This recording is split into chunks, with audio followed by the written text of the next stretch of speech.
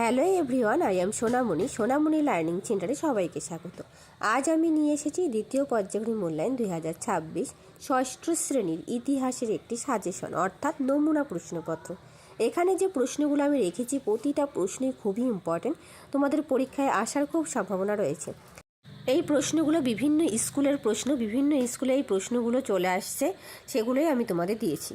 এবারের পরীক্ষা হবে 50 নম্বরের, সময় থাকবে 1 ঘন্টা 30 মিনিট। তাহলে চলো শুরু করা যাক। তবে শুরু করার আগে সিলেবাসটা একটু দেখে নেই, সিলেবাসে কী কী থাকবে। ভারতীয় উপমহাদেশের প্রাচীন 2 ইতিহাসের ধারা দ্বিতীয় পর্যায়, খ্রিস্টপূর্ব 6ষ্ঠ শতকের ভারতীয় উপমহাদেশ সাম্রাজ্য বিস্তার ও শাসন, এই কয়েকটা অধ্যায় থেকে তোমাদের প্রশ্ন থাকবে।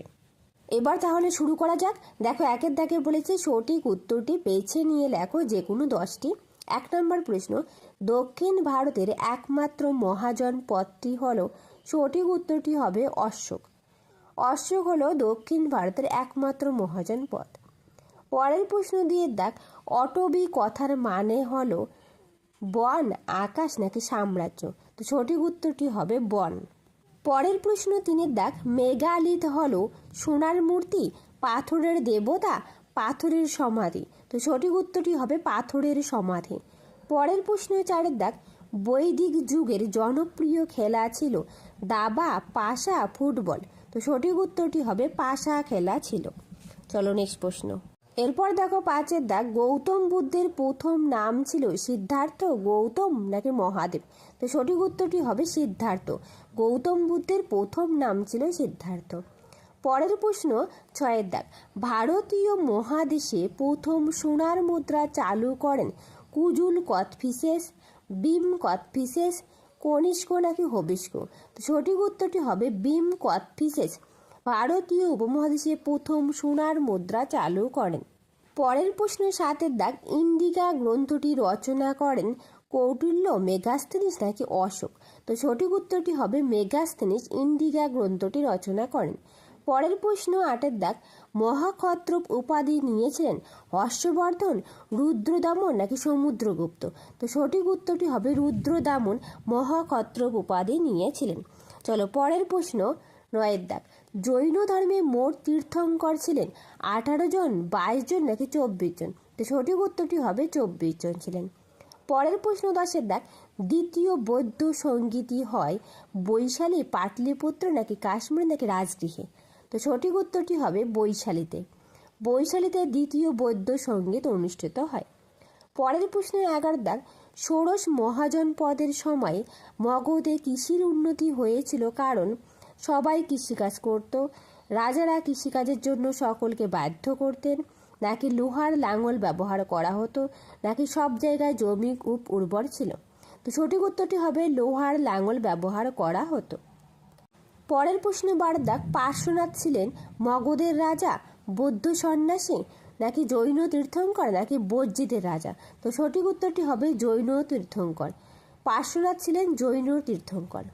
পরের প্রশ্ন 13 দাগ, 10 রাজার যুদ্ধে কোন রাজা জয় লাভ করে? সুদাস নাকি পুষ্পক নাকি ভরত নাকি ভীম? তো সঠিক উত্তরটি হবে সুদাস। পরের প্রশ্ন 14 দাগ, সংহিতা কথার অর্থ হলো চাহিদা করা, সংকলন করা, বিস্তার করা নাকি সংহার করা? তো সঠিক উত্তরটি হবে সংকলন করা। পরের প্রশ্নে 15 দাগ, চন্দ্রগুপ্ত মৌর্য কাকে পরাজিত করে সিংহাসনে বসেন? সঠিক উত্তরটি হবে ধননন্দ। ধননন্দকে পরাজিত করে সিংহাসনে বসেন। এরপর দেখো 2 দাগে পূর্ণ বাক্যে উত্তর দাও যে কোনো 10টি।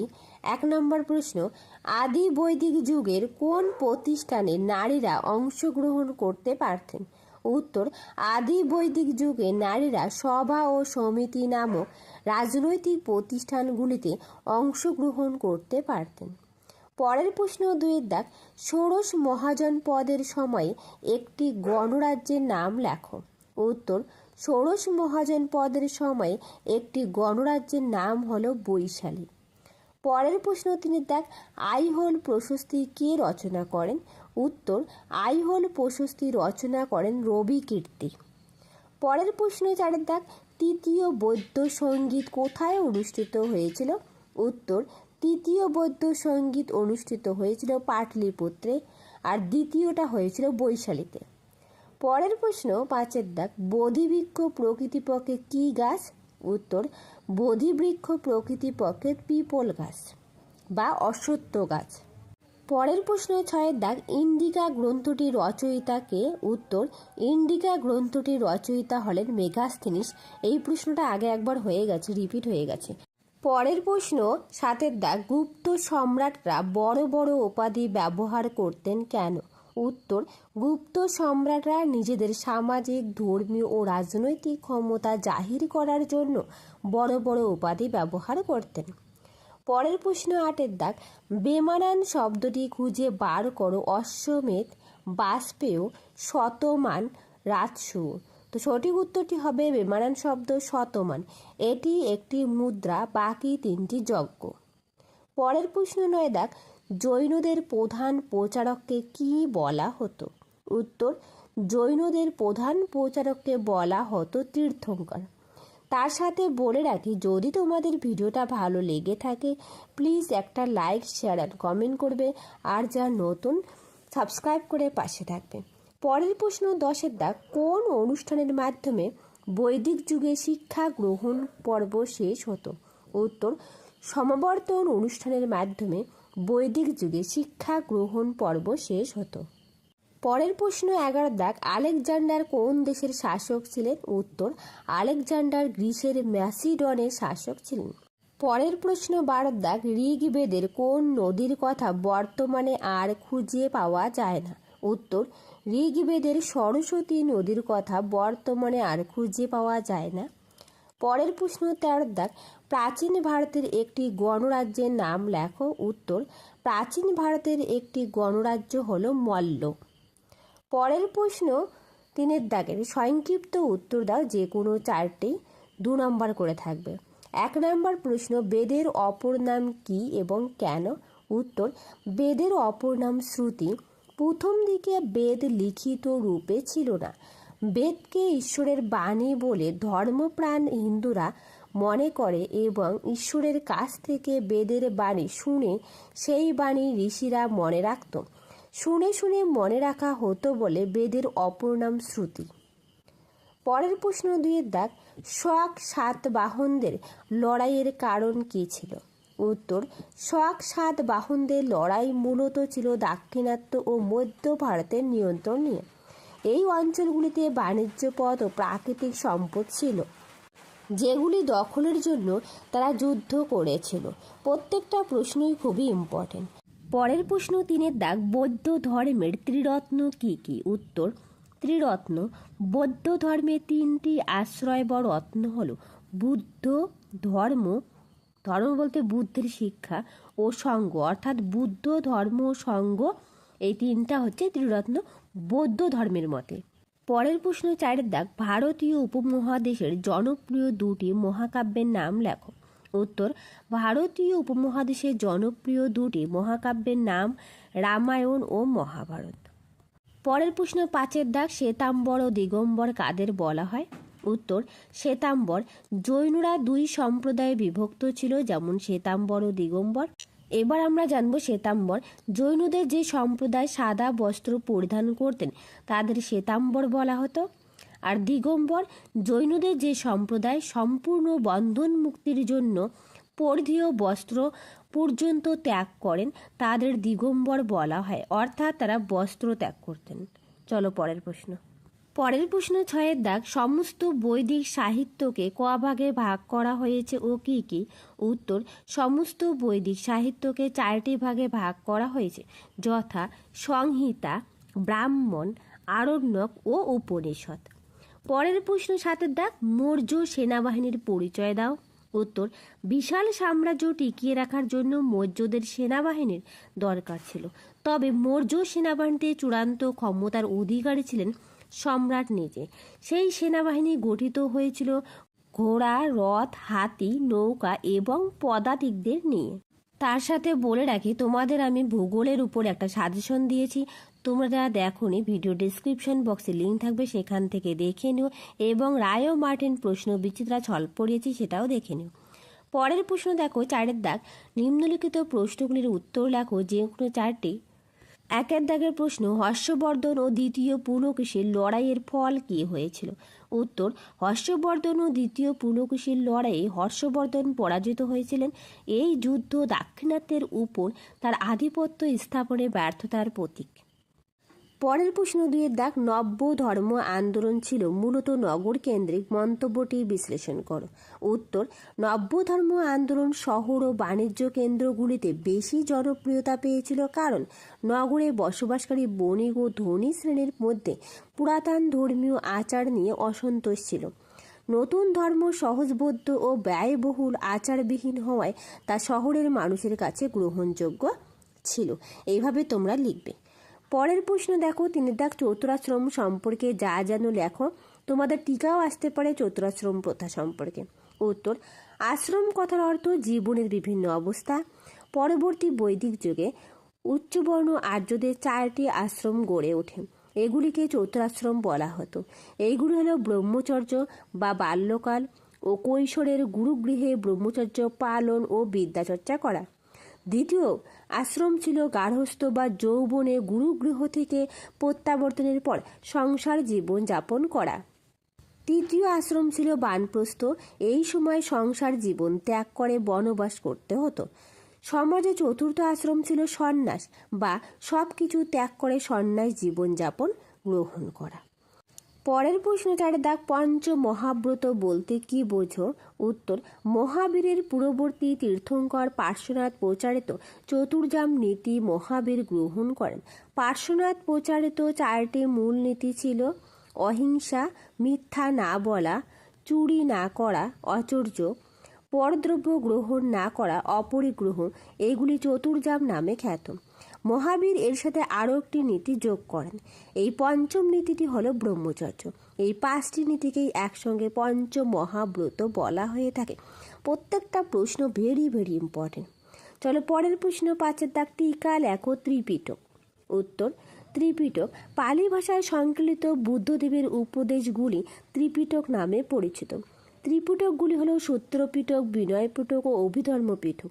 এই 3 অংশে বিভক্ত।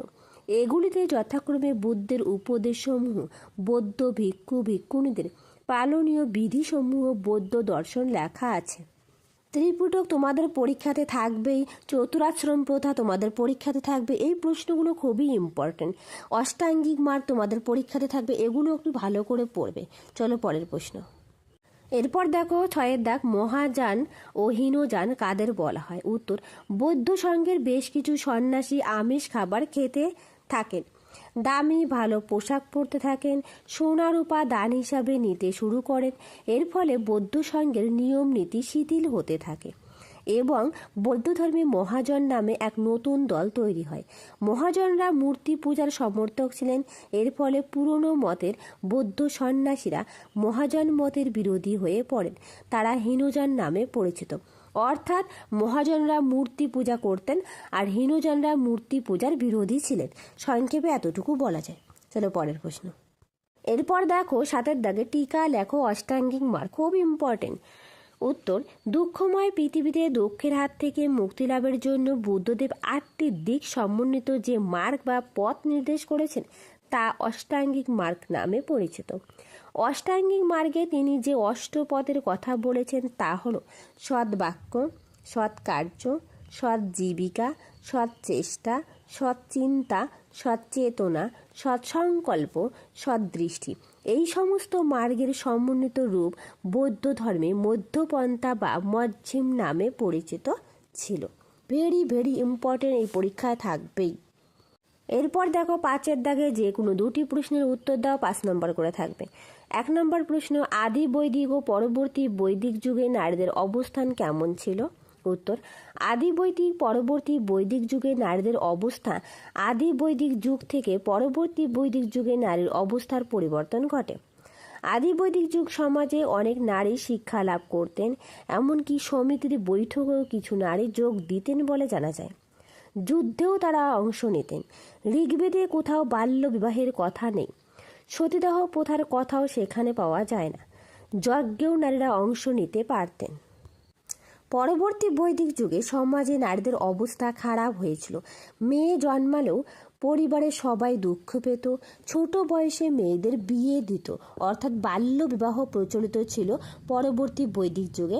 আর পরবর্তী বৈদিক যুগে মেয়েদের কোনো স্বাধীনতা ছিল না। পরের প্রশ্ন 2-এর দাগ, হর্ষবর্ধনের শাসনাবতার সংক্ষিপ্ত বিবরণ দাও। উত্তর: হর্ষবর্ধনের শাসন ব্যবস্থা গুপ্ত সাম্রাজ্যের পতনের পর আর্যাবর্তে হর্ষবর্ধনের নেতৃত্বে থানেশ্বরে শক্তিশালী হয়ে ওঠে। একাধিক ঘটনার পরিপ্রেক্ষিতে হর্ষবর্ধন একই সঙ্গে থানেশ্বর ও কনৌজের রাজা হন। 606 খ্রিস্টাব্দে হর্ষবর্ধন সিংহাসনে বসেন। তিনি শিলাদিত্য উপাধি গ্রহণ করেছিলেন। পরীক্ষায় আসতে পারে শিলাদিত্য উপাধি কে পেয়েছিলেন, তাহলে উত্তর হবে হর্ষবর্ধন। শাসন ব্যবস্থার ক্ষেত্রে তিনি ছিলেন শীর্ষে। এছাড়া অমাত্য নামক রাজকর্মচারী শাসন ব্যবস্থার রাজাকে সাহায্য করতেন। প্রাদেশিক শাসনের কাজে মন্ত্রী পরিষদ তাকে সাহায্য করতেন। দূরবর্তী প্রদেশগুলি শাসন করতেন সামন্ত রাজা বা রাজার কোনো প্রতিনিধি। হর্ষবর্ধনের শাসন ব্যবস্থায় প্রতিটি প্রদেশ বা ভুক্তি কয়েকটি বিষয় বা জেলায় বিভক্ত ছিল। শাসন ব্যবস্থা সব থেকে নিচে ছিল গ্রাম। গ্রামিক নামক কর্মচারী গ্রাম শাসন করতেন। হর্ষবর্ধন যেহেতু অনেক সামরিক অভিযান করেছিলেন, তাই যুদ্ধে তাকে সাহায্য করার জন্য বিশাল সেনাবাহিনী ছিল। এইভাবে তোমরা খুব সুন্দর করে লিখবে। আবারও বলে রাখি, যদি তোমাদের ভিডিওটা ভালো লেগে থাকে প্লিজ একটা লাইক, শেয়ার অ্যান্ড কমেন্ট করবে। আর যারা নতুন সাবস্ক্রাইব করে পাশে থাকবে। পরের প্রশ্ন 3 দাগ, মগধের উত্থান প্রাকৃতিক পরিবেশের জন্য সম্ভব হয়েছিল। মগধ মহাজনপট্টির ভৌগোলিক অবস্থান আলোচনা করে মন্তব্যটি বিশ্লেষণ করো। উত্তর: মগধ মহাজনপট্টির ভৌগোলিক অবস্থান ছিল তার উন্নতির জন্য অত্যন্ত সহায়ক। এটি গঙ্গা নদীর উপত্যকায় অবস্থিত হওয়ায় কৃষি ও জলপথ বাণিজ্য ছিল সহজলভ্য। চারদিকে পাহাড় ও নদী থাকায় এটি স্বাভাবিকভাবে সুরক্ষিত ছিল। এখানে লোহার আকরিক পাওয়া যেত, যা যুদ্ধাস্ত্র তৈরিতে ব্যবহৃত হতো। মগধের এই ভৌগোলিক সুবিধাগুলি তাকে শক্তিশালী সমৃদ্ধ রাজ্য হিসাবে গড়ে তুলতে সাহায্য করেছিল। তাহলে আজ রইল এই পর্যন্ত। আবার দেখা হবে নতুন আর একটা ভিডিওতে। যদি তোমাদের ভিডিওটা ভালো লেগে থাকে প্লিজ একটা লাইক, শেয়ার অ্যান্ড কমেন্ট করবে। আর যারা নতুন সাবস্ক্রাইব করে পাশে থাকবে। Thank you everyone.